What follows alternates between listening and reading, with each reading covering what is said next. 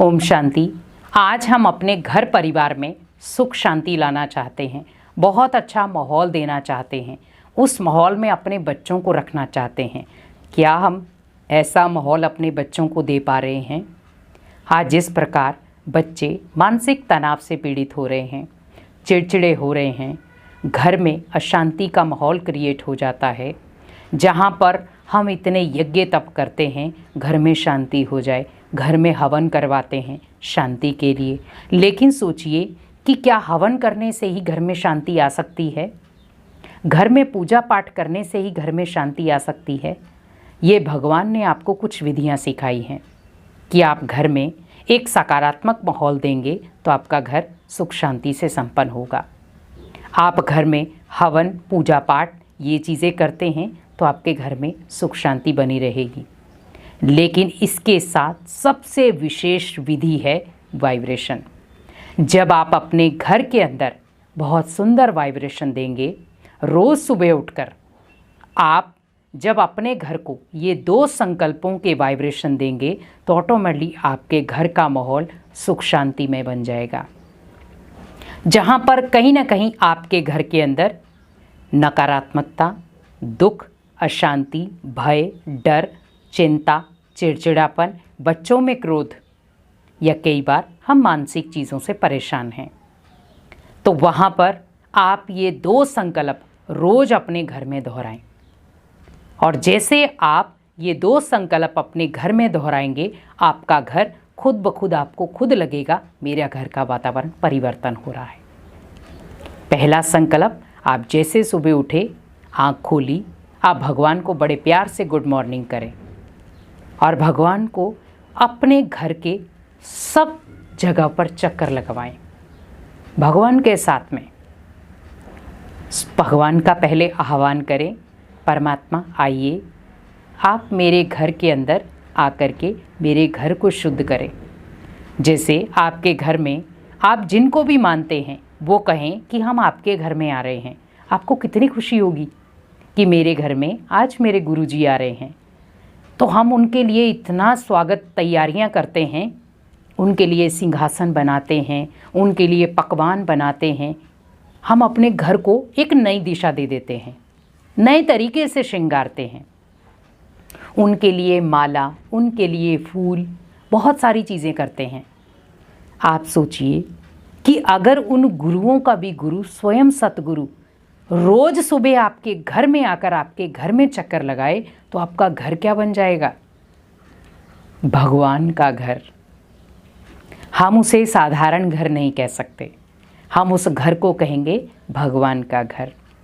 क्योंकि भगवान जो प्रभात का समय है उस समय हर घर में चक्कर लगाता है, लेकिन वो उस घर में चक्कर लगाता है जहाँ पर उसके बच्चे उसका आह्वान करते हैं। जैसे आपने गुरु को निमंत्रण नहीं दिया तो आपके घर में गुरुजी आएंगे नहीं।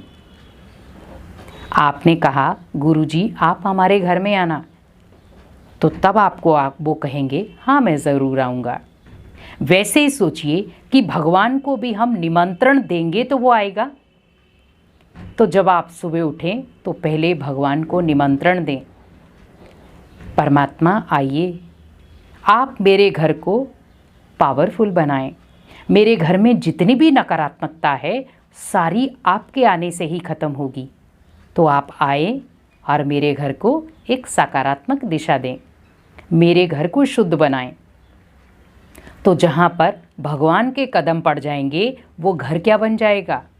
स्वर्ग बन जाएगा। वो घर क्या बन जाएगा? शांति का कुंड बन जाएगा, क्योंकि वहाँ पर भगवान के कदम पड़ गए। क्योंकि किसी साधारण इंसान के तो कदम पड़े नहीं। तो पहले मुझे क्या करना है? भगवान का आह्वान करना है, भगवान को निमंत्रण देना है अपने घर में। अब आप सोच रहे होंगे कि ये विधि हमें नहाकर करनी है या बिना नहाए। तो ये आपके ऊपर है, कोशिश करें।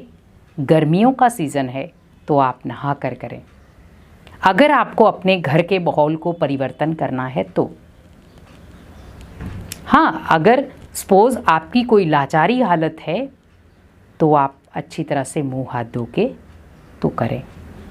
लेकिन आप ये सोचें कि मुझे भगवान से मिलना है, तो आपको खुद ही अंदर से आवाज़ आएगी कि मुझे भगवान से मिलना है तो मुझे क्या करना है, नहाना है। क्योंकि तन की शुद्धि के साथ साथ मन की शुद्धि भी होनी चाहिए। बहुत सारे लोग कई बार ये भाषा यूज़ करते हैं कि तन ज़रूरी नहीं है शुद्ध होना, मन शुद्ध होना चाहिए। फिर तो अगर मन शुद्ध होना चाहिए फिर तो हम मंदिरों में बिना नहाए चले जाएं।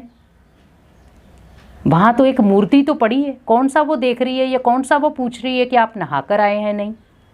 तो हम मंदिर में जाते हैं या अपने गुरुजी से मिलने जाते हैं तो हम नहा के क्यों जाते हैं? फिर तो हम अपने गुरुजी से भी कह सकते हैं कि गुरुजी मन साफ होना चाहिए, तन का क्या रखा है। लेकिन जब आपको कोई कह देता है कि आप ऐसी जगह पर जा रहे हैं, नहा कर जाएं, तो हम बहुत साधारण शब्दों में कहते हैं। हमें तन को शुद्ध नहीं करना है, मन को शुद्ध करना है। लेकिन भगवान कहते बच्चे, तन शुद्ध होगा तभी तो मन शुद्ध होगा। क्योंकि भगवान का ज्ञान लेने के लिए आपको तन को भी स्वच्छ रखना पड़ेगा। आप 10 दिन नहाए नहीं और आप सोचें कि भगवान मेरे को मिल जाएगा। पॉसिबल है, लेकिन क्यों पॉसिबल है? क्योंकि भगवान पहले आपकी लाचारी देखेगा। आज मान लो एक मरीज है, वो मरीज जो चल फिर नहीं सकता, उठ नहीं सकता, अपने आप नहा नहीं सकता, लेकिन उसकी भगवान के प्रति आस्था बहुत सुंदर है। तो भगवान उसके तन को नहीं देख रहा है, उसके मन को देख रहा है। तो उनके लिए वो गायन है, ना कि अच्छे वाले इंसान के लिए गायन है जो आलस से में पड़ा हुआ है। कौन नहाए? आए देखो, ठंडा मौसम होता है, आपके लिए बहुत सारे ऐसे साधन होते हैं जो आपको गर्म पानी दे सकते हैं, लेकिन फिर भी व्यक्ति नहीं नहाता। स्कूल में भी कई बार हम बच्चों को बिना नहाए भेज देते हैं। पेरेंट्स, आप सोचिए, जहाँ पर पहले पेरेंट्स शिक्षा क्या देते थे, बेटा विद्या को हाथ लगाना है पहले नहा के, तब विद्या आपके हाथ में आएगी। और आजकल खुद माता पिता ही बच्चों को शिक्षा देते हैं, बेटा कोई बात नहीं, बिना नहाए स्कूल जाओ। बच्चा क्या पढ़ेगा? पहले आप विद्या की रिस्पेक्ट तो सिखाओ, क्योंकि वो विद्या जो आपके जीवन को एक नई दिशा देगी। एक तरफ आप सरस्वती को पूज रहे हैं और दूसरी तरफ उसका ही निरादर हो रहा है। तो सोचिए, आखिर हम कर क्या रहे हैं? अपने घर की सुख शांति हम स्वयं भंग करते हैं। तो यहाँ पर हमें ये प्रयास करना है कि हमें अपने घर के माहौल को सुख शांति में बनाना है, तो ये गलतियाँ नहीं करनी है।